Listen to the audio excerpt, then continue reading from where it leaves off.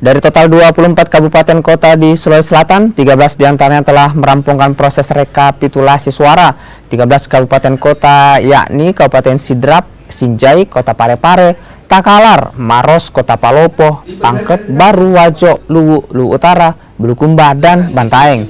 Untuk proses rekapitulasi suara, pemilihan gubernur dan wakil gubernur Sulsel ini dijadwalkan akan berlangsung hingga 9 Desember 2024. Pemilihan gubernur Sulsel terdapat 2 pasang calon, yakni nomor urut 1 Muhammad Ramdan Pemanto berpasangan dengan Ashar Arsyad dan paslon nomor urut 2 Andi Sudirman Sulaiman berpasangan dengan Fatmawati Rusdi.